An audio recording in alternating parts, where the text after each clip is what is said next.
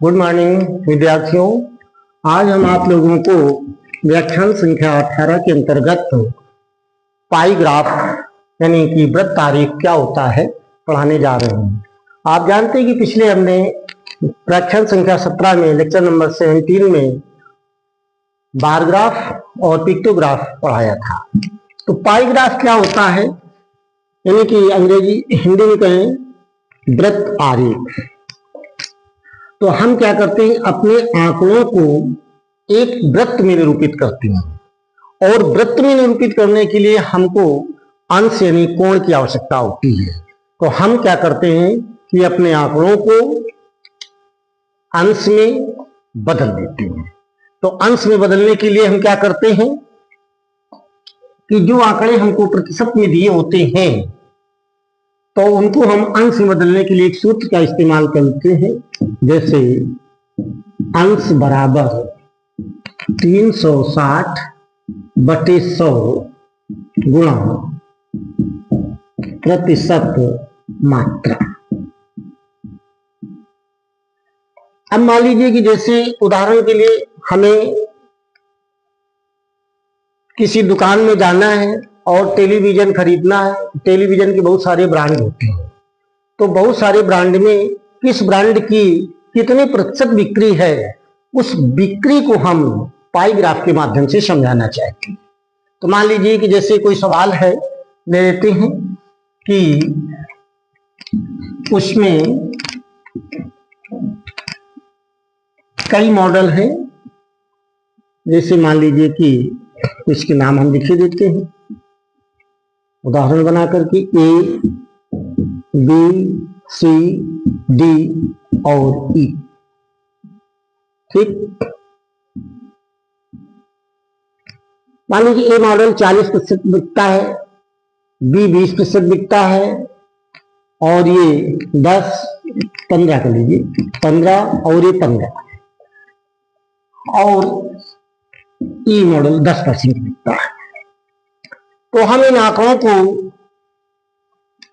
पाई graph यानी वृत्त आरेख के माध्यम से समझाना चाहते हैं। कैसे समझाएंगे, कैसे बनाएंगे? तो सबसे पहले ए को देखिए। ए का अंशों में भाग, अंश अगर हम बनाएंगे तो कैसे बनाएंगे एक अंशों में भाग? तो जैसा कि सूत्र लिखा है 360/100 और ये की मात्रा कितनी है 40। तो आप देखिए इस 16 से 16 कट गया, इससे ये कट गए, 36 चौको ये हो जाएगा 144। 4 6 24, साथ लगे 2, 4 3 12, 13 14 और ये अंश बन गया। इसी प्रकार से आप बी का देखेंगे तो बी का अंशों में भाग बराबर 360/100 गुणा 20। तो आप देखेंगे कि ये आ गया 36 दूनी 72 अंश। इस प्रकार का ए का अंशों में भाग 144 अंश, बी का अंशों में भाग 72 अंश। सिमिलरली सी और डी का देखिए, सी और डी का, सी का कितना आएगा 360/100 गुणा 15। तो देख लीजिए एक 0 से एक 0 कट गया, 5 3 15, 5 दूनी 10, 2 से भाग दीजिए, 36 में 18 आ जाएगा, 18 3 54, ये 54 अंश आ गया। और इसी प्रकार से डी भी 54 अंश आ जाएगा क्योंकि ये और ये बराबर है। और ई बराबर जो होगा आपका 360/100 गुणा 10, इससे कट गए बराबर 36 अंश।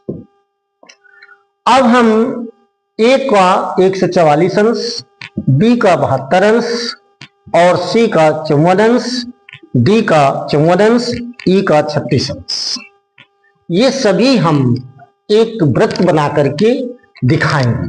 तो किसी भी त्रिज्या का हम एक वृत्त ले लें जो हमारे पेज पर आ जाए। कोई भी जो 5 सेंटीमीटर 4 सेंटीमीटर का हम एक वृत्त खींच लेते हैं, ये इसका सेंटर है। अब हमारा काम जो है बहुत आसान हो गया, सवाल लगभग समापन की ओर है। इसको हम वृत्त की परिधि से मिला देते हैं और सबसे पहले 144 अंश का कोण चांदे की सहायता से बनाते हैं। तो हम श्यामपट्ट पर यानी कि अपने बोर्ड पर अंदाज से बना रहे हैं। ये हो गया 144 अंश, ये हमारा ए। और बी हमारा 20 अंश, और 20 अंश में हमें 72 अंश लेना है। तो ये पार्ट हमारा 72 अंश हो जाता है और ये है बी। चांदे की सहायता से बनाएंगे। और सी हमारा 54 अंश है, तो ये 54 अंश हो गया। डी भी हमारा 54 अंश है, तो ये 54 अंश सी और ये 54 अंश D.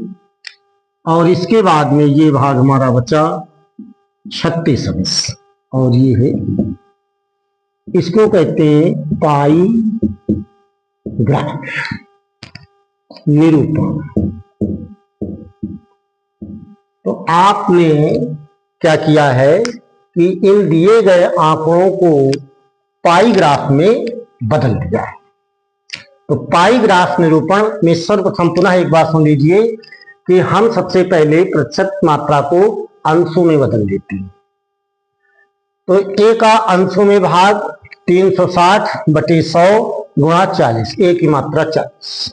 Similarly B C D E सबकी हमने निकाल लिया, सबको हमने अंश में परिणित कर लिया। अब इन अंशों को हम एक वृत्त में दर्शाते हैं, जैसे 144 अंश, 72 अंश, 54 अंश, 54 अंश, 36 अंश, और इसे हम कहते हैं पाई ग्राफ, हिंदी में वृत्त आरेख। इस प्रकार से अन्य उदाहरण के माध्यम से आप लोग लगा सकते हैं। कठिनाई आने पर हमसे डिस्कस कर सकते हैं, पूछ सकते हैं। आज के लिए इतना ही।